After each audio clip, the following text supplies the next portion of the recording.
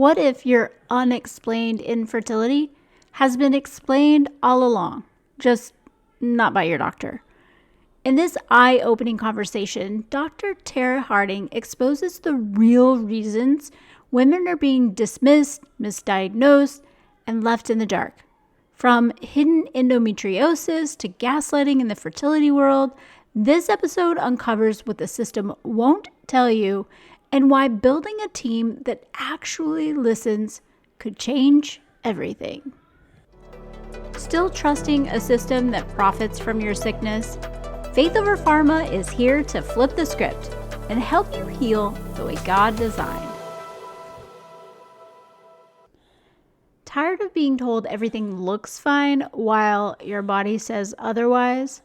Fatigue, hormone chaos, bloating, pain, these aren't random. They're signs that your foundation needs healing. The Rooted Reset is a faith-led, science-backed program that goes where most don't, to the root. No more band-aid fixes, no more guesswork, just clear, step-by-step support to restore your energy, balance your hormones, and rebuild your health the way God designed. We launched September 1st, but early birds can save $200 right now. Go to susangladstein.com/reset to grab your spot. Today's guest is a powerhouse in the world of women's health, Dr. Tara Harding. She's a board-certified family nurse practitioner, a globally recognized fertility coach, and the host of the Hopeful Hints podcast, where she's been challenging healthcare norms and equipping women with tools to advocate for themselves, which I absolutely love. She's got over a decade of clinical experience and a doctorate in nursing practice. Dr. Tara brings both heart and expertise to the table. And what I really love is she's not afraid to call out what's broken in the system. From infertility to medical gaslighting to the silent epidemic of undiagnosed endometriosis, her work is helping women all over the world finally feel seen, heard, and supported. So let me just say, if you've ever been told that everything looks fine while your body is screaming otherwise, or you felt brushed off by a provider who refused to dig deeper, this conversation is going to speak directly to you. So Dr. Tara, I'm so honored to have you here. Could you start by sharing what led you into this work and maybe how your own journey sort of shaped what you do? Yeah, thanks so much for having me. And you said it right there. It was literally my own journey that led me here. And I will keep it as high level as I can. But essentially, I was a nurse practitioner working in rural healthcare. I was doing all the things, ER, hospital, clinic, nursing home. Like I was the one-man show in a rural area. And I was ready to start a family. I had just had finished my doctorate degree, and just like the snap of a finger, we think that's going to magically happen, and it doesn't happen. And I started down this infertility journey, and I was met with the diagnoses of unexplained infertility. And that's where it kind of gut punched me. I was like, I'm sorry, what? Unexplained? Like, I don't get to just give that diagnosis out to somebody. Like, you're telling me to everything possible, and you've done everything and you found nothing. Like, I just wasn't okay with that. I ended up shifting clinics in my journey, ended up doing IVF, and it was a great experience, obviously, because I have my son, but there was a lot of other questions that came along with that. I only had two genetically normal embryos, and I had some unanswered questions at that point again. And then when I was pregnant with him, I had a massive bleed at 32 weeks, and I was life flighted, and like again was met with like, oh, it's so wonderful, it's great, it stopped bleeding, but we don't know why it happened. And it's like, I'm sorry, what? Like, how does this happen? And then there was a C-section, and my recovery from that was miserable. Like I was like flu-like almost head to toe for over 6 weeks, just run down, and I was told I had crap luck. This just happens. And in the back of my mind, I'm going, women choose to have these C-sections. Like I know so many women that love C-sections. Like what is happening here? Then my first cycle came postpartum 12 months later, and I couldn't walk. Like I physically couldn't stand up and walk. And thank God I saved, some pain meds from the C-section. I don't care if they're expired or not. I took them anyway, right? And I had such intense bleeding and pain, and I was met with, here's your birth control. You just have crap luck. foo-foo carry on type of thing. And I just had question after question after question in my journey, even through the infertility days of like, this is really how women and couples are treated. Like, this is not okay. The process was icky. I had no insurance coverage for infertility. That is not okay. And so since 2019, I've been doing things like advocating for insurance coverage, even for infertility, at the state and national level, just because it's like, I sat there and had to hit pause. And I remember holding my 6-week-old son going, what did we just go through? Like, if I just went through this and I'm feeling this and thinking this, what is every other female or couple thinking as they're going through this too? And this is just not okay. I'm not the type of person to sit still well. And so I started a nonprofit. A few years later, I started a fertility coaching business. And then I started a virtual clinic that's now spiraled into a brick and mortar and virtual. 5 states, 10 providers. We're growing by the minute, and it's amazing. And what the one thing that a lot of our patients, male, female, where mental health, pediatric, everything have in common is they're looking for answers. They're looking for time and they want to be heard by their provider. They are sick of the narrative. They're sick of just, being brushed through the system, 15-minute appointments. Here's your prescription med. Have a nice day.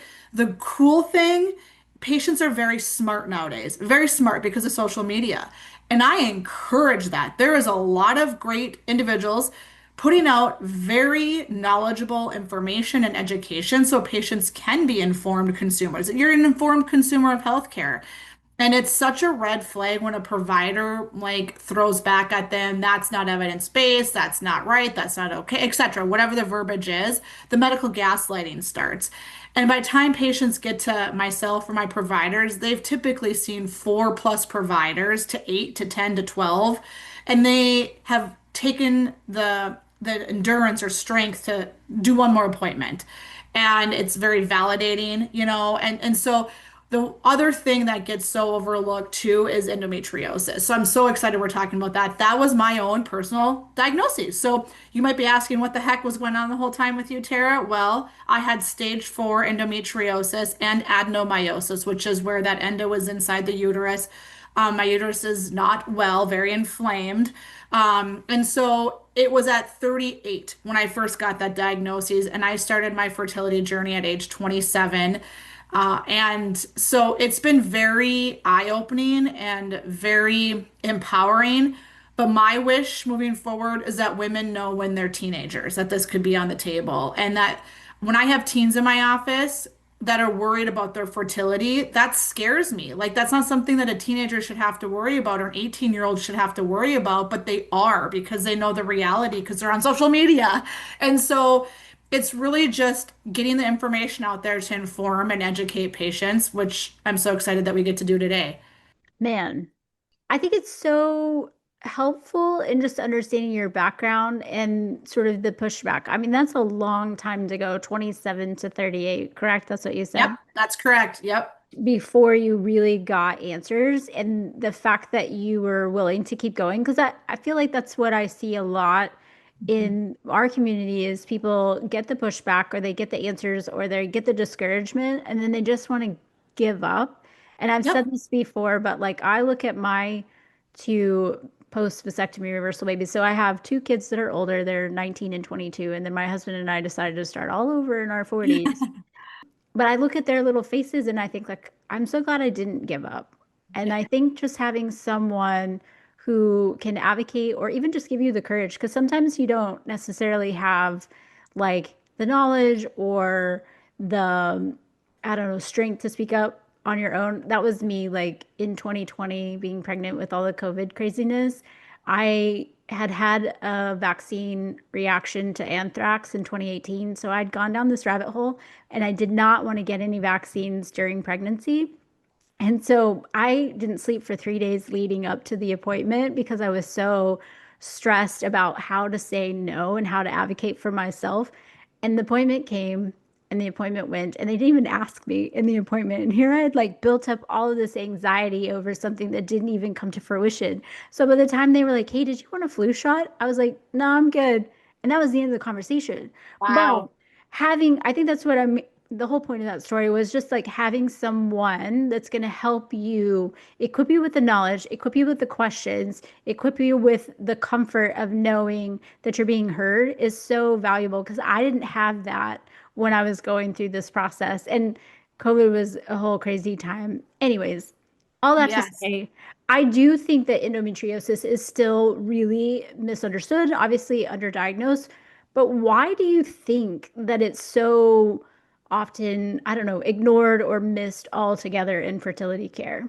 Yeah, so I think it goes back to just the lack of research in women's health and the lack of funding and research for women's health. And then it goes back to the lack of training that they had in med school or even physician's assistant school or nurse practitioner school. Like I've seen the books. The information's wrong and not updated. It's not up-to-date information. Then is the next step of the pushback or the lack of responsibility that providers have to stay informed and educated on these things too. Like if you go look at the data and the information on endometriosis and how it impacts your fertility and the just again the advanced research and evidence that's out there on it, it should be one of the number one things on the radar for a fertility provider versus the last thing. We say in the endometriosis space, almost all of unexplained infertility is endometriosis if male factor's been ruled out and every other disease or symptom's been ruled out because PCOS gets missed, male factor, as you know, gets missed all the darn time. And everything else has been ruled out, autoimmune conditions, etc. Endometriosis is that should be that go-to point for it.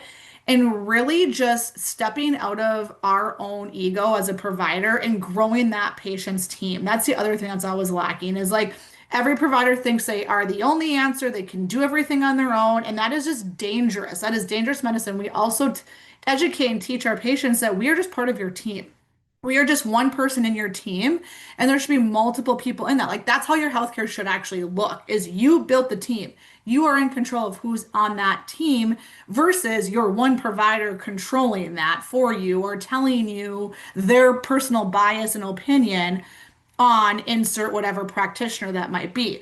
And so again, I think it goes back to not providers not staying up to date. The huge delay, 7 to 12 years, I think, is the current number that it takes for a female years to get diagnosed. And it's even more, it's even longer in other women. And so your fertility providers are really doing a disservice by not putting that actually number one. That should be the first thing on their top of mind when they're thinking, does this patient has infertility? Do they have endometriosis? And not forgetting about silent endometriosis too, where they might have no symptoms. Again, everything has been ruled out. We've had this 2 times in the past week in our office where these women literally, like, we couldn't even optimize their thyroid. Their health was perfection. The sperm was perfection. One of them had did 10 IUIs. One of them was just getting started and somehow magically actually had interacted with a provider who referred her on to a different facility and they did an MRI and found the endometriosis. The other patient went and had excision surgery and had 12 spots removed. And so again, they had zero symptoms of the classic endometriosis things other than infertility. And they were full of endometriosis, both of them. So again, I think it just goes back to having to open our eyes to this being the option and looking at the data and research and working with providers who deal with endometriosis every day, all day, such as excision surgeons. Thank you for all of that because I think that in addition to medical providers not being up to date, I also think that as women, if we're just relying on what we got in sixth grade health class as far Yeah. as the information that we utilize to determine like our cycle or how to get pregnant, we're lacking if we're really, really honest. So I mean, some people may be walking around with it, but not even know what symptoms they should be looking out for, Yep. especially if their labs and imagings kind of come back as normal. So could you kind of walk us through what some of those symptoms could look like? So if somebody's listening to this that has no idea what endometriosis even is, that they're like, huh, and maybe it triggers them to seek help. Yeah, so of course I mentioned silent, which that's super confusing, but what that typically means is they're the individual that breathes through their periods. They have no pain. They don't even hardly blink when they have their cycle. I think most women think that endometriosis is the worst pain you've ever had. They're heavy, they're clotty, they're super symptomatic during their cycle, and that is endometriosis and adenomyosis, but that doesn't mean you don't have it just because you don't experience that. GI symptoms, painful bowel movement, constipation as a little girl, even. We can look back to when they're little girls, but even IBS. If you've been pinged with IBS, that's usually almost always endometriosis or some other GI stuff going on. But I typically look for the IBS symptoms. Bowel movement changes during their period, migraines, fatigue, outside of cycle.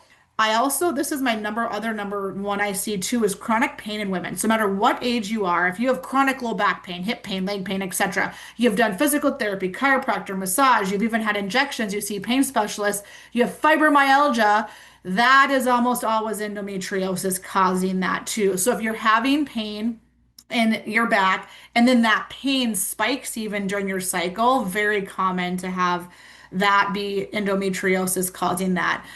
Infertility, painful intercourse is a sign of that. My favorite one that we don't talk about enough is rectal pain, especially during your cycle. If you get that sharp, zippy rectal pain, it's not okay. It hurts real bad. You'll know what I'm talking about if you're hearing that. Again, chronic fatigue that's been ruled out by absolutely everything else. The GI stuff, the migraines, um, the painful urination or symptomatic urination. Perhaps you always get UTIs, or it feels like you have a UTI. You swear you have one and you go in and they can't find one and they say it's normal. That's typically endo on the bladder causing that as well. Um, Sleep disturbance, again, we typically try to look and rule out everything. And if you're working with a provider who's dialing in on all those things and you're still having issues, we should really be looking at endometriosis as being a possible contributing factor to all those symptoms. Well, I appreciate you walking through all of that because I can check off like in my life all of those things. Yes. But I also think it really highlights the importance of having someone who looks at things holistically because if you're going in for back pain and you're likely just being given prescriptions or maybe you're sent to go get physical therapy or whatever, even injections, but you've got this underlying other thing. Like you're never going to get rid of the problem if you don't address the root, which is one of my big sort of issues as a practitioner is like really focusing on the big picture and ruling things out. Even something as, I don't know, sleep is a huge thing and it's tied to so many different hormones. But I mean, I've never been to the doctor and been asked how many hours of quality sleep do I get. So Right? that's always It's one of the so first important to questions. ask this. It's one of always the first question, one of the first questions I always ask about because it tells so much about overall health.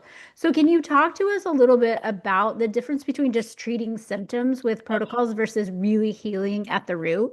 Yeah, and so let's just use sleep as an example, right? I'm sure they'll say something like, "Oh, surely it's because you're a busy mom or your schedule's so busy." They try to like just dismiss it on your external, get off your screen, but I'm sorry, my screen isn't waking me up at 2 or 3 a.m. or popping me up out of my cycle. It's likely my cortisol or insulin or something doing that too. So when you're going in, it's very important to like, do you have troubles falling asleep or staying asleep? Are you sleeping through the night? Are you waking up in the middle of the night? Do you feel rested when you wake up in the morning? Like if your provider isn't taking every system and breaking it down, it's kind of a red flag. If you just continue to slap something on top of it, slap something on top of it, slap something on top of it, you're not going to get anywhere because again, like you said, we're trying to get to the root cause. Like what is triggering that? What is causing that? And taming that down and healing that. And it might be multiple things in multiple different modalities, but you cannot just continue to slap something on top, especially prescription medication after prescription medication or the mental health piece of it. That I forgot to add too. Anxiety, depression, things like that, fatigue oftentimes stems from, cortisol hormones being imbalanced, but also the years of medical gaslighting and dismissal that's gone along with that, or being in chronic pain for over a decade. Your nervous system is shot. Like it is just constantly thinking that you're in a state of fight or flight. So even if you do go have the excision surgery, we have a lot of work. Now we can start healing and working on things at a different level too. So your health should be forever kind of evolving and working, and you should always just be working at it and pivoting with it. because just like your symptoms might change with your cycle, if you finally get to the root cause, let's say it is endometriosis, and you have magical excision surgery, now your body, it's not like it's just out, gone, done. Now you have to kind of train your body and balance and reset those hormones. So I typically wait a few months until healing is complete, and then we look at those hormones again. What's your gut health like now? Like, did that fix it? Did it not fix it? What's your sleep? We literally go hair, skin, nails, every system, every time looking at that and how it's changed. And again, pivoting and then healing that. We can't just do one thing for everything. And so that's what I think patients need to know too, is that there's always going to be again the magic supplement for everything. I always say too, it's like please stop falling for these ads on social. Like, what supplements do you need? Because if you start taking a supplement you don't need, it's going to be a disaster too. So figuring out what's your body going through, what is your body needing right now, and working with providers to kind of go down whatever your symptoms might be. Yes, I I see that often like in my circles. It's always what supplement did you take to help with this? And I've had people come to me and when I look at their labs from like a functional level and optimal fertility standpoint, I can see that probably either, oh, I take this vitamin B supplement, but like they're not actually processing it because they've got all this gut health issues. And so it's like you're Yes. just throwing money down the toilet Literally at this down the point. toilet. Yeah, down the So, toilet. so I appreciate that you say that, but even just thinking about like the foundations, because I'm big on creating those foundations. In some ways, it feels like you're taking maybe a step back because for people in my community, they wanted a baby like yesterday. So, Yesterday. Yep. having to sort of go back more to the basics and build that foundation in a lot of ways, I feel like it ends up saving you time It because does. building this good foundation. But can you kind of like talk through, what you see with that as far as the importance of building those foundations?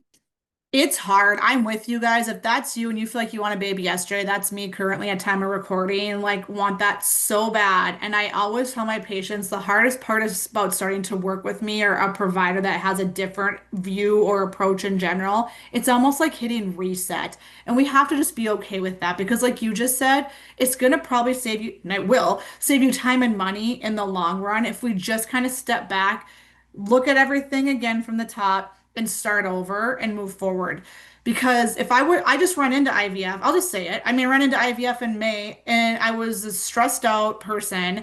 I did some months of, peptides and things. I was kind of taking my supplements here and there, but I hadn't really done that much for that long, knowing my labs were a disaster 3 months prior. I didn't do too much to fix that. Ran into IVF and had a failed cycle. And so it's hitting pause and knowing that not many of us, I don't know about you guys listening, I don't have infertility benefits. So before I go and spend another $30,000, I got to start over and look at, I need to go with every stone unturned. Gut health, hormones, absolute physical. I need to go look again. Like, is there something I should be doing? I know I have a bad ovary that's full of endo and that's what's being blamed for it. Okay, what else can I do then to tame inflammation down in my body, head to toe? Because if my ovary's inflamed, my organs are inflamed there, then surely my thyroid, yes, my antibodies are elevated. Like everything head to toe, it flows through your body as one working unit. It's not like there's this your head's over here, your heart's over here, and your pelvis is over here. You're connected as a whole. So if you're having a headache or a migraine constantly or, fatigue constantly, there is an issue with your reproductive system. And so it's really important to hone in on every symptom that you're experiencing, even if you don't think it's fertility related, and work on that because it is connected to your reproductive system and just give yourself some grace to slow down, hit pause, look at some other avenues and angles and try some other approaches. And especially if you're going through infertility, you think you might have endo, there's a couple things. Yes, if I had a magic wand, everybody would be in the OR with a trained excision surgeon, but that's not realistic. And so there's a lot of things you can work on outside of that until that day, if that day comes. But there's something called like receptiva. It's a uterine biopsy. You can do some uterine biopsies through Access Core Labs or some other labs too. You can do some biopsies of your uterus to look for particular markers that we know are attached to endometriosis. So you could start with that in the clinic. And then working again, gut up, your whole body, head to toe, working on those symptoms and seeing what you can do and working with a provider who can probably make a clinical diagnosis of endometriosis and start working with you on that and through their protocols and methods. I appreciate that very much because there is it is hard to sort of step back to move forward, so hard. And if you aren't looking at things from the big picture and knowing what foundational steps you need to take, maybe you're at this level, but you don't know what you need to do next. It's so hard. And I think that's where a lot of people in my community, it's like, oh, well, Mary's sister's cousin did this and it worked for them. So that's what I need to do. It's like, but you have such a different makeup, like overall, your lifestyles are probably completely different. So you can't really compare Yes. where you're at to where someone else has been. And so for somebody who's sort of just feeling like discouraged or they're feeling like the rush to jump into IUI or IVF, what are some foundational things that you could recommend that they should try before stepping into something else when just natural stuff isn't working where they're at?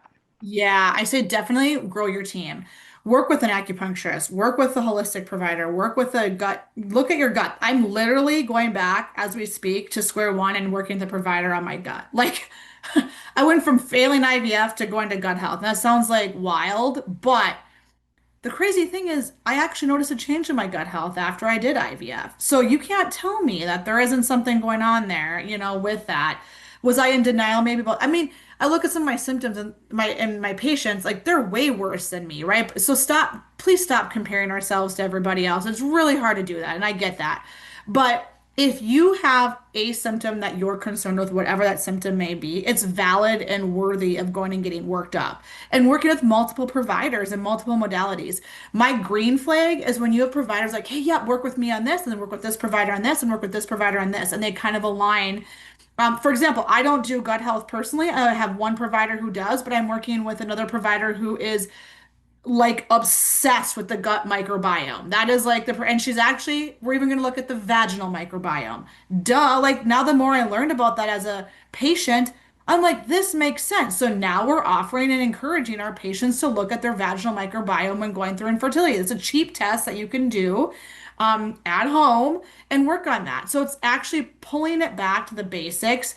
Look at that stuff. Have that spouse checked. Oh my gosh. Please, please, please have that sperm checked again and have him worked on. I don't know if it's just a regional thing or if it's a nationwide, worldwide, I don't know. But like I can't tell you how many times they're like, oh, the sperm is off, blatantly off. And they're being told that it doesn't matter, just go do IUI or IVF. What are you paying for it, Mr. Doctor? Like, are you paying for this for me? Because it ain't free. And they've done like four, five, 10 treatments with this crappy sperm. And then I sit him down and I'm like, so, hi there, sir. Tell me, like, let me guess, you're super tired during the day, you're doing tons of caffeine, you're popping Zens. Like, please get rid of the Zens, gentlemen. Your bowels are distraught, you have heartburn, you're probably doing shift work, you're not sleeping, you're waking up in the middle. Like, you go and like, oh my God, how did you know all that? I said, I joke, I have a crystal ball, but your sperm is a direct output of your health as a male. Like, lucky you, you get that. We don't, it's kind of hard for a female, we don't get that. But it's pulling it back and going and having another set of eyes just look at your case. Maybe two or three people look at your case, but we got to start looking at men too and taking that more serious. But again, it's growing your team outside of the box with someone who looks at multiple modalities for your fertility and hitting pause for a second before jumping into that next treatment step because they are expensive and they're emotional and the mental health and emotions that goes along with it too. I did one IUI, mind you. I can obviously do it for pretty cheap in my office on myself. I failed one again. I was like, I'm done. I'm not doing this again. I could have did 20 of them if I wanted, right? But I'm not going to go through that when I know that I haven't done anything to heal my root causes personally and go through that emotionally and mentally every single month. I'm not doing it until I take care of myself. So I've kind of put myself in timeout, I guess you could say, as we speak. And I'm making myself take care of myself once and for all and going and getting labs again and looking at them again and doing a Dutch test again and doing all these things again on myself to see where am I Because even as much as I thought I could go to the best provider in the country who's absolutely amazing and have the best protocol in the world, that just failed me. So save yourself some money. Take it from me personally, who's been through IVF 2 times now, successfully and unsuccessfully. Hit pause and hit reset and work with a whole team of people to kind of reevaluate everything. Man, such good information. What's something that you wish that every woman understood about her body, especially when it comes to fertility, pain, healing, endo, all the things? What's something that you wish that they understood? Yes, trust your body. You're with your body 24/7, not a healthcare provider. You know your body best. If something is off and doesn't feel right, it's off. Your body is constantly giving you signals, cues every day, and every week or every month of what's going on and not right with it. Listen to those. Know that you're allowed to have whoever you want on your healthcare team. Do not let somebody else put their personal bias into who you should or shouldn't be seen. No, you get to have a whole team of people working for you if you want that, and you're allowed to have Eastern and Western approaches at the same time. Like that is totally allowed. Green flag, it's up to you who you want on that. And I think when it comes to endometriosis, the number one thing I wish that young girls would know, and no matter where you're at, I know I'm speaking to the infertility piece of it, but what I always wish, and when I see girls that are teens and 18, 14, 15, 16, 17 in my office, I literally get teary because I say, I wish I would have been your age. I wish I would have been given the opportunity for someone to say, I think you have endometriosis. Let's dive into this deeper, not wait till I'm 38 and have been through so much physical, financial, mental, emotional anguish before someone was like, it sounds like an endometriosis. Let's go look and take care of it and remove it once and for all. Because the reality is that I wasted years of my reproductive life on this too. And I just want better. I want better for our women, our teens, and I want more research, behind this too. And there's more up and coming. We're trying, but it's limited right now. So if someone wants to throw at you, well, there's no research to support that. There likely maybe is. I just haven't looked, is what I always say with anything. And I'm sorry, do they forget how research comes to be? There's got to be funding behind that. So not everything needs to be researched. You can take a supplement that has some backing behind it and has some studies or, in-house research or backing behind it without it being this huge, massive protocol. And I'm sorry, but also just because it's not FDA approved doesn't mean it's illegal or inappropriate. So that's my other spiel I always say. We don't want the FDA in our business all the time. So I could go on a whole rant about that too. It's a red flag if a provider's like, that's not FDA approved. Thank you. I'll take it, actually. So yeah, I want patients to just know that they get full permission to move forward with whatever care they want. Yeah, I do appreciate that because kind of in my experience, if it's FDA approved, I probably don't want it anyways. Yeah, literally. I don't want it if it's FDA approved. I'm like, oh, it's not great. I'll take it. Like that's where I'm at. I'm into peptide therapy lately. That's my latest thing too. I'm like, ooh, like a shiny object syndrome over here. But it's like, I don't want it to be FDA approved. Like, knock it off. Like, this is wild. That's one of the things that I've been like, even just in my own experience using like phototherapy and how life-changing that's been for me. It's like, yeah, okay, well, it's natural. There's no Yeah. side effects. Like, Yep. I don't know. I kind of like half laugh about all those commercials about, pharmaceuticals where people are like dancing and whatever. It's like, if you're crapping your pants, then like, Yes. Like, have you watched the congratulations. Redwood Yeah, you've got, Strolls? but everybody looks so happy in those ads. Yeah. That's why None they of them have are to do crapping their it. pants. Yeah. Yeah, they have pink and purple color and people dancing for a reason. It's all psychology. hmm Well, I appreciate you taking the time to share all this amazing information. If somebody wanted to find you to connect, how can they do that? Yeah, just head over to any of the socials, Instagram, TikTok, Dr. Tara Harding. My website is drtaraharding.com. Say hi, leave a message. I'm here to walk beside you and just be a buddy and answer any questions. I have free quizzes as well that are available. If you think you have endo, jump into my free quiz. and just really kind of go through that and see what it leads you to. And again, just know your symptoms are valid and you're worthy. You're worthy of getting that next opinion and that next appointment with somebody to look further into this for you. And also go check out our podcast because there's lots of great Yeah, information there as yeah. well. Thank you. Yeah, I'm trying to put out some like I have some fun stuff coming. I think I'm gonna really kind of I think I'm done caring what people think about me and my region. I'm just gonna blow the smokestack off this and kind of go down some fun holes here pretty soon again too. So yeah, hopeful hints. Check it out. I love it. That's kind of the same thing that I've been going through, just because I'm tired of the things that need to be said that aren't being said. So, Amen. Yes, so much yes to that. well, thank you so much for taking the time, and hopefully don't be a stranger because this Yeah. is really fun. Yeah, thanks so much for having me. I'll be back if anytime you name it. I love talking about these things. Well, maybe we'll do an episode about the FDA approvals at some Let's point. do it. Yes. Well, thank Sounds you so great. much. Thank you. Thanks for hanging out with me on this episode of Faith Over Pharma. If something stirred in you today, share this with a friend who's ready to stop outsourcing their health and start healing the way God designed. And if you're ready to stop chasing symptoms and start healing at the root, head over to faithoverpharma.org to grab tools, join the movement, or book a free call. Until next time, keep questioning the narrative, protecting your peace, and walking in the truth that your body was made to heal.